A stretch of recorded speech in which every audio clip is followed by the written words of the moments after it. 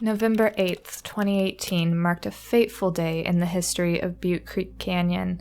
Early that morning, the campfire ignited about 20 miles away in the Feather River Canyon, traveling at unprecedented speeds up and over ridges to destroy approximately 18,000 structures in the town of Paradise. Residents fled for their lives. 85 souls did not make it. Within hours, the fire tore down into Butte Creek Canyon, wiping out 199 of the 420 homes, as well as the iconic Honey Run covered bridge. All but one resident made it out alive. Some have since rebuilt, others moved elsewhere, while many await PG&E payments before starting to rebuild. The following interviews were conducted to showcase a sampling of what Butte Creek Canyon residents experienced during and after the campfire, as well as to give them an opportunity to tell their stories. We hope these accounts of what these few residents went through will live on to complement the many photographic accounts of what happened that unforgettable day and afterwards. Thank you to each person interviewed for your lasting contribution to the history of the campfire in Butte Creek Canyon.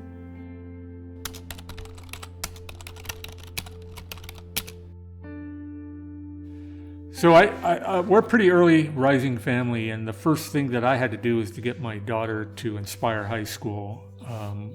I also worked in Yuba College at the time, so I had to drive down to Marysville. So about 6:30 we left the canyon, and looking in the rearview mirror, I noticed this kind of puff, this blue sky with this big cloudy thing popping up, and I was like, what's that? And just keeping an eye on it as we were driving, and my daughter was fiddling with the AM radio trying to figure out what is that big cloud that's growing way off in the distance, way off in the horizon.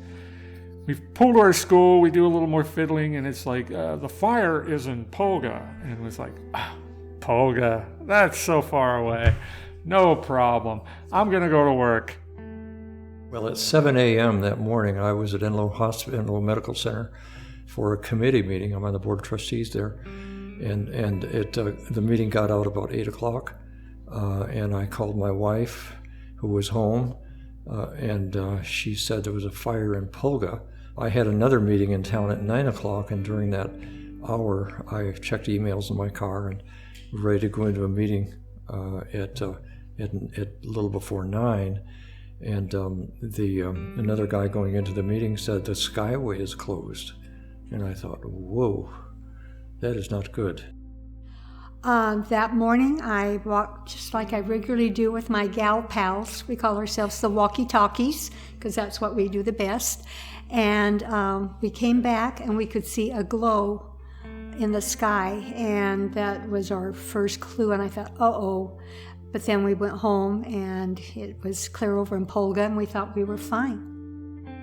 My wife and I were here. We're normally traveling, but we happened to be at our house that morning and having breakfast, and I think we were actually watching something on TV, and got a call from our neighbor, and Mark Sorensen, and he said, "Hey, have you guys looked out the window yet?"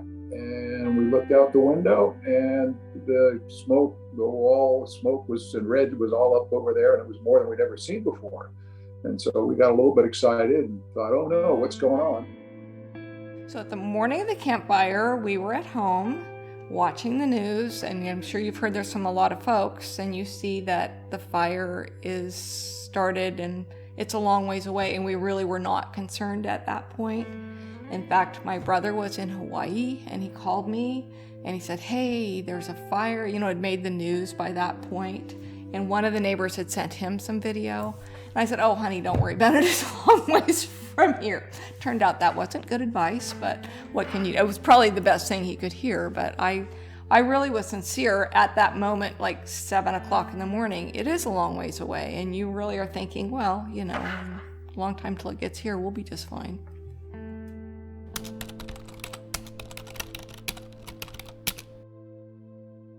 As I'm driving to Marysville, the wind is just getting crazier and nuttier and ridiculous. I mean, just absolutely nuts. I pull into school. My wife is texting me as I'm getting to Yuba College, So she says, well, embers are falling out of the sky. Big chunks of trees are falling down on her. You know, I'm like, oh my goodness. So I go see my dean and said, I might have to leave in between classes because I had like 3 classes back to back to back. And he says, well, if you need to go, go.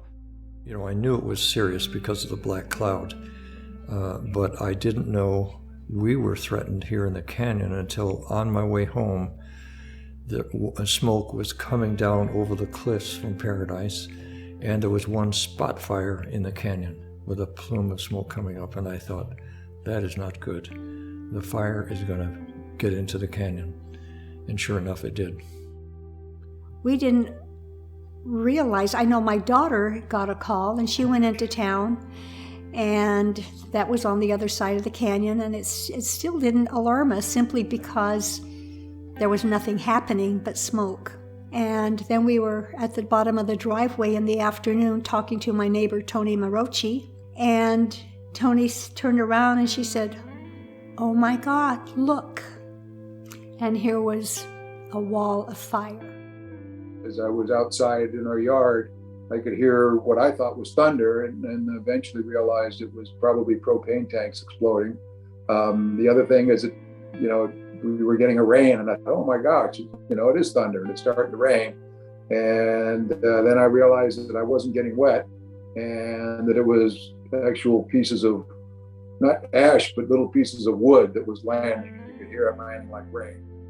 So we stayed quite late, and my dad lived next door to us in another house, and we had gotten him evacuated, and most people were gone. And then we were starting to hear the propane tanks blow up, and in Paradise, you know, you can hear that kind of like, By that time we had lost power and cell service, so you really don't know what's going on, and there's been nobody to come by and say you need to evacuate. So then it's getting to be afternoon, and we're still getting animals out and people are calling that can and saying, or we're looking at people's places trying to think what we could do to be helpful, because if you are in town now, you can't come here. So we're waiting till the end to leave. We've been driving up and down, checking, and we're going down again. And I look up and I can really see that it's gone a very, very eerie color coming over the cliffs. And we have some pictures of that. And at that moment, I thought, we probably are maybe waiting a bit late. But we continued to wait at the bottom of the canyon until the last kind of soldier was out. And then we went.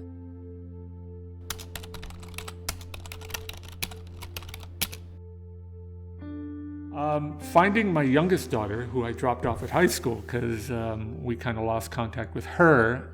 It turns out that she left with friends, just making sure everyone was safe. My mother and brother live in Paradise, and so about 8:30 in the morning, I dialed them up, and I actually woke her up. The phone rang and woke her up. And I said, well, there's a fire heading your way. And she goes, there is? And I guess so that's how good the evacuation system was at the time, I guess. I was just heartbroken knowing what must have been happening in Paradise at that point. I mean, just thousands of residents who were in the midst of this incredible inferno, and it was just beyond comprehension what must have been going on. I couldn't see it, but that was my main concern. And then when I saw the plume of smoke here in the canyon, I just was convinced that it was going to spread, because it was high winds even then, and I thought, we are really threatened here in the canyon. I just simply said, oh my God, we've got to move, and we've got to move fast.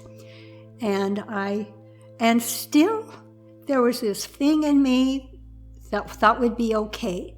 So I grabbed a couple things that I kind of like, some knickknacks that I liked, and I wrapped them in old towels so I wouldn't ruin my good towels. You know, what are you thinking?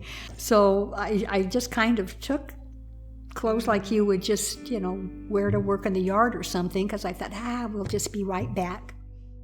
We had our travel trailer with us, and my wife was in the canyon as well, and, you know, she threw some things in there and clothes and whatever, and I just figured it was important to get her out and to safety, and I didn't want to have her having trouble getting a trailer out of the canyon. since at that point we really didn't have that much information. It was definitely, my fear wasn't as much for me, but my fear was more for Kay and getting her out safely.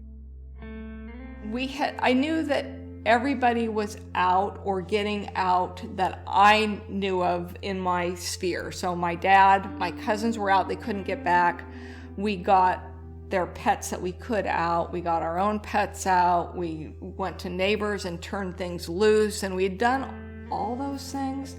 So I wasn't so worried about people, except for we had a disabled neighbor. We didn't know him very well, and we weren't sure of his evacuation plan, and we got different stories from a couple different people. So that was a little bit concerning. At the end, before we left, we found out he was out. But that was like, there was just a few people that you want to make sure, did they make it out?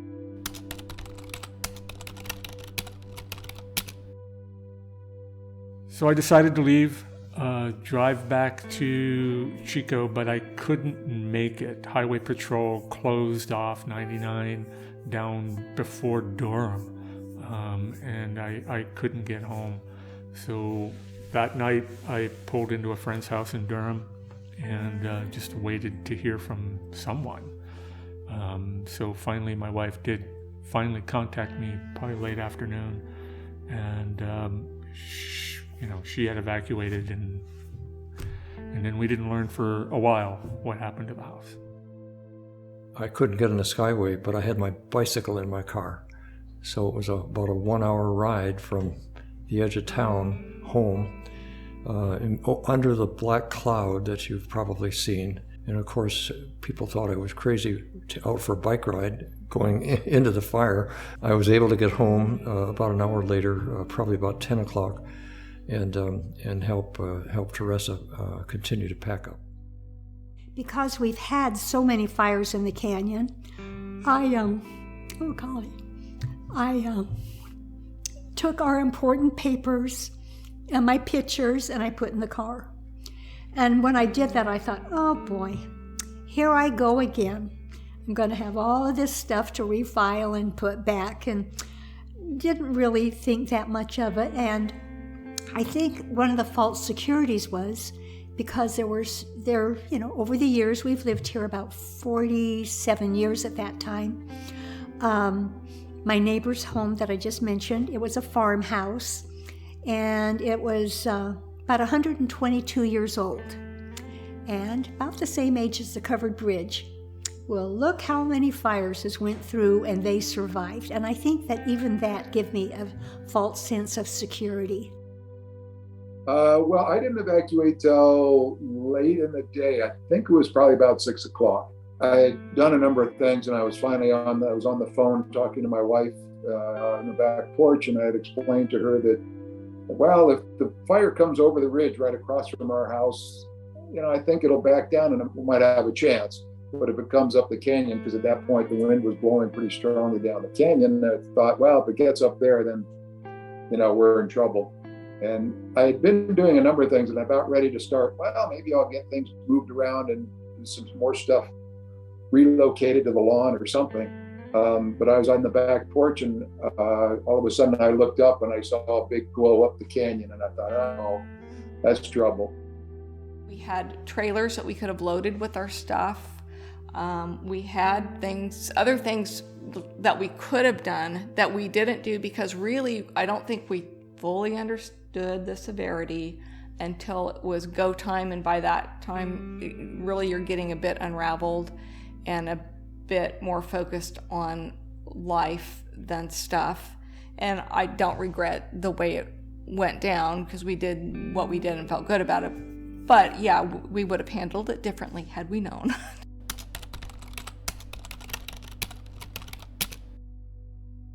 Well, I was already gone. I couldn't get back in. For my wife, she went home.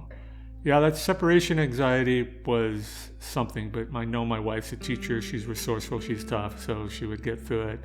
I think the biggest frustration was not being able to communicate what to get out of the house. And so every family photo, video, relic, things like that, the things that I cared about, never did make it out of the house. The cats did, but not the photos. Teresa, my wife, had already packed up the Prius with a lot of personal stuff, and and by the time she left, she had 5 pets in the car as well. I was able to pack up more stuff into her pickup, and so we drove both of our vehicles down. And I didn't know whether we would see flames along the road as we went down Centerville Road and Honey Run or not. We did not. We saw smoke billowing down over the cliff from Paradise. We were about the only people on the road. Everybody else had left. And it was really eerie.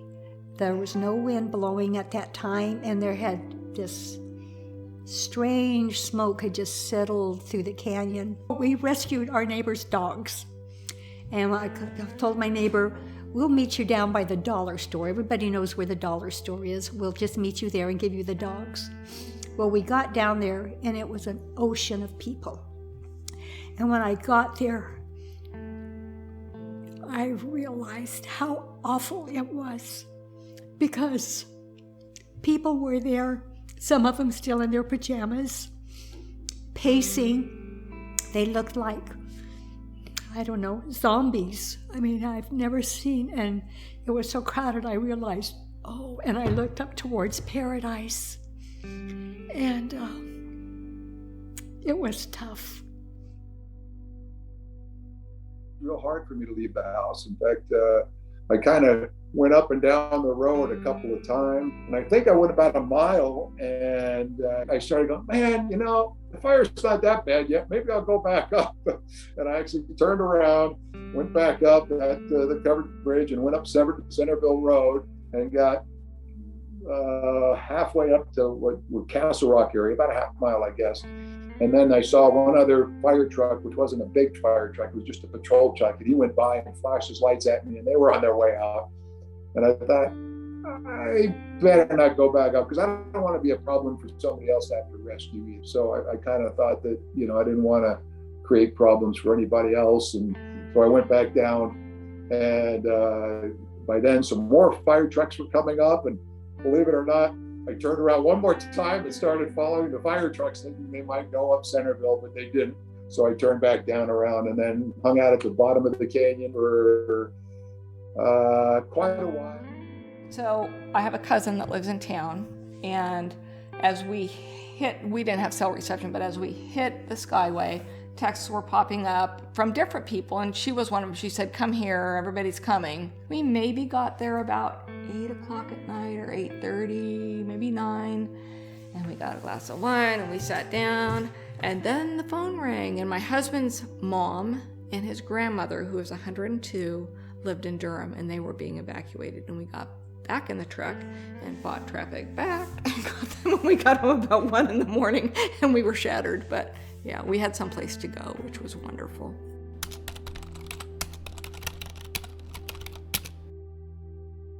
No, I guess it's just we have a peach orchard, and we were wondering what the status of the orchard was. We were hoping for the best. We survived in the 2008 fire that came through in June. So we were hoping that we would be in a little pocket. What they said is fire goes uphill, not downhill. Well, this one broke all the rules. I took my external hard drive, but I wish I had taken my computer as well in retrospect. And then there were a lot of papers that they were in a metal box in the basement, and I should have taken them, but I didn't. There's things there that just little things that I really treasured.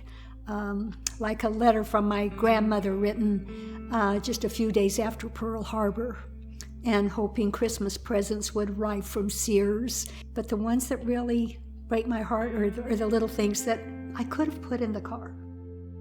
And one of the neighbors had an old Cadillac that they wanted moved from their house to the safety zone. But anyways, I got up to their place, and I got the Cadillac and got back. And I think it was after that when I finally went to my house to start going, okay, well, I better see what I can do. In which case, by then fire was coming and it was too late. So I sort of missed an opportunity. So maybe that was a sacrifice. And then the funny thing is the people with the Cadillac, their house didn't burn, but mine did. So we had a horse trailer with a flat tire, and I have miniature donkeys, which I love very much, and we had to leave them behind. They were in a very cleared field, down to the nubs, and I really thought they'd be okay. But again, I don't know the severity of the fire until the end. We found out very quickly that we lost our house because enough people and firefighters and PG&E, I got a call and they said, you're gone. And I was just sick because I knew that I'd left the donkeys behind. That was a tough piece for me. And the very next morning, they were on Facebook with the firefighters. And they made it. And that was really the most emotional piece for me, was knowing that they made it, because I really thought I'd made a bad decision and I didn't take care of them. And that made me feel like I was kind of failed. But when I found out they made it, I felt like, yes, we're gonna do this thing.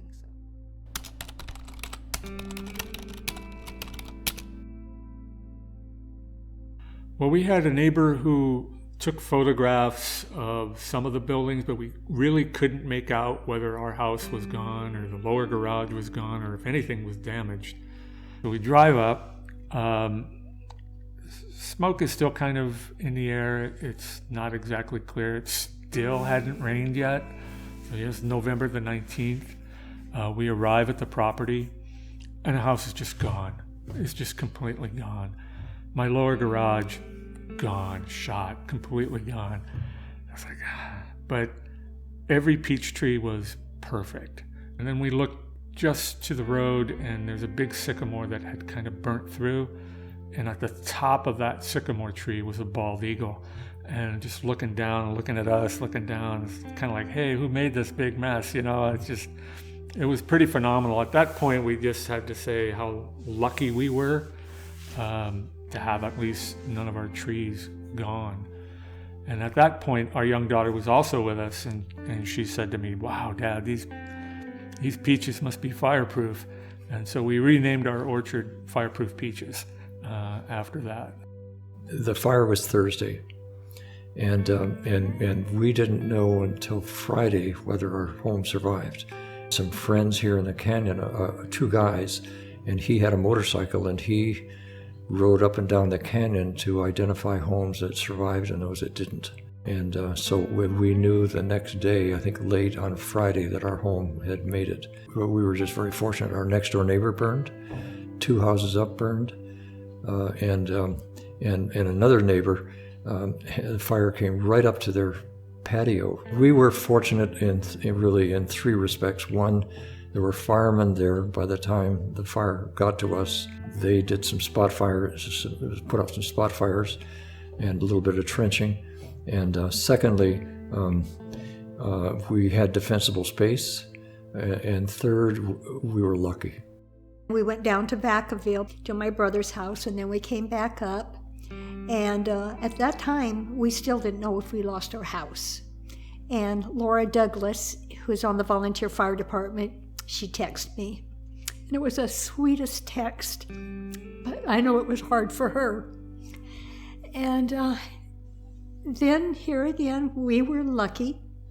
We have a very dear friend, Dr. Bob Ryan, and he has a darling little cottage on his property, and he welcomed us to stay there as long as we needed to. So when I got there, we were so straggly, and he had the cottage warm. He had nice fresh linen on. He'd brought in a radio, and I realized, we were very fortunate where other people were down camping at Walmart. As we were lucky. We had the trailer and we could save clothes and a few odds and ends, and we got our photos. So that was really a big time because I had all the photos from my family. It turned out I was responsible for scanning all the photos my parents had after they had passed away. I had all of those, so I was lucky to be there to get those. The donkeys made it onto Facebook and in People magazine. They were quite famous in their own right, but we were able to get in that day. The fire was still going, and we really talked our way in and get them. So we parked there, and you cannot literally see anything in here. The fires are still going. There's lines on the road. We followed a little fire truck in, and we stopped where we thought they were. I get my little halters out, and we're going, and we're trying to figure out whose houses have made it, not because you literally can't see unless you walk up to the house. This is our neighborhood. You know it like the back of your hand, but you cannot see it unless you walk up to the house.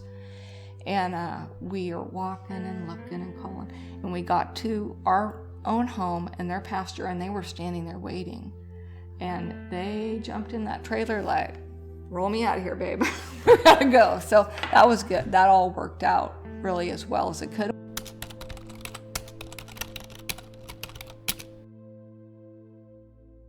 No, never. Absolutely not. What was funny was it's in my car. I can go get it if you want. I found 2 pallets out and about in the city, brought them back home, put some plywood on top of them, wrapped them up in artificial grass, and that was and then plastic flamingos all around it, and a MASH sign, MASH 2021. And she says, MASH, and I said, what's MASH stand for? I said, mobile and still happy. So it was my job to make sure that my wife understood how much I, cared about her, loved her, and tried to keep everybody upbeat. I mean, that was my job. It's how I saw it. I don't think it was till like the following March that it hit me that, oh man, I don't have a house. No.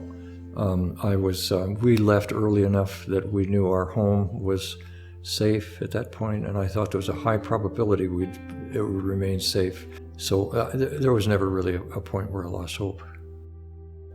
No, I never did. I was there in that little apartment, and I thought, okay, you gotta get going here. We've got to eat. We've got to wash our clothes, and put our life together as fast as I could. No. My wife and I are pretty resilient.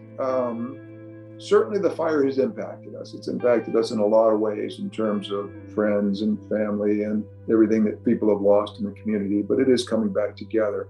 There was a lot of stresses involved, but at the same time, we never lost hope, and we never were, we were more concerned for others than we were for ourselves at that point. I think that evening when I knew that the fire had happened and gone through, and I was really concerned about, I thought that wasn't fair that I left animals behind, so that was kind of depressing. But other than that, no, we decided very early on that we were going to rebuild, so we took like a week or 2 and kind of talked it through. So no, we decided almost immediately we're rebuilding, we're going to be okay, and I think we didn't look back from that decision.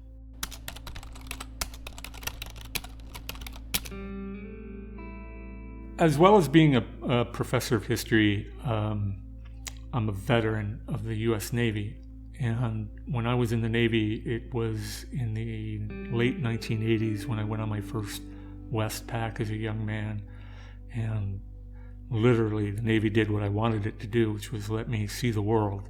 And I noticed that the bioluminescence in the ocean, it wasn't not even near as much. It was like everything was tired. And I think that was the first time I really thought about changes to the climate. And what happened in 2018, yeah, PG&E, you messed up, you did. But PG&E was the spark on already a dry hay bale, I wouldn't say dramatically. It led me to appreciate what we have, where we live, our community, and it has led me to take some further precautions at our home. For example, we've improved our gutters, with a better screen over our gutters. We have little screens that with air going up into our attic, and we put entirely new screening on those, so no embers could ever get into our attic, which is what happened to a lot of households. So, in a way, I don't know that I would have done anything really dramatically different. I think I always had compassion for other people's problems, but you can't really relate until I remember watching the Santa Rosa fire just earlier, and I was looking at it, and the devastation and the people. And I told my husband, I said, they must feel almost like a death somehow. Different, but there would be that sad, empty, lost feeling. And then, of course, a few months later, I was experiencing that so firsthand, so I know how it feels. You know, I guess one of the things it maybe did was made me appreciate the friends and the community we have in the canyon, and had and still have in the canyon. Definitely, since then, spent a lot more time speaking and meeting and visiting and just even on the phone or whatever, talking with canyon residents and friends that that spent time with a lot before, but didn't do so more now. So I think that was probably one of the biggest things, is appreciated what we had here and what we hopefully are rebuilding. Oh, absolutely. I don't think there's anybody that would have gone through this and said it wouldn't change your view of the world a little bit. I mean, it's a reminder. My dad said to my brother and my husband and I and my cousins, and we were all kind of together, and he said, look, and I really carried this as very soon after the fire, he said, change happens every day in your life, and it really does when you think about it. Change is constant. It happens all the time. This is a really big, quick change. And so we're all going to have to accept that it happened and find the best way to move forward. That's all we can do. But change, it's kind of shocking to have a big change, but really changes happen all the time. So we just kind of try to put our arms around it and go with change.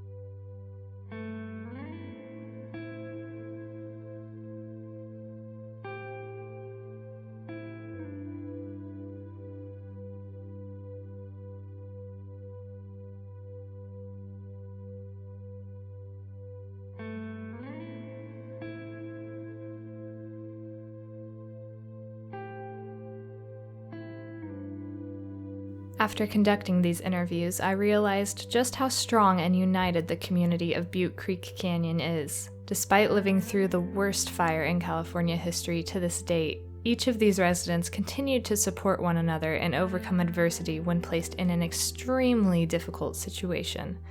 It is this level of perseverance and compassion that I hope inspires some of you watching. Thank you again to those residents in Butte Creek Canyon and to the Coleman Museum for sharing these incredible stories.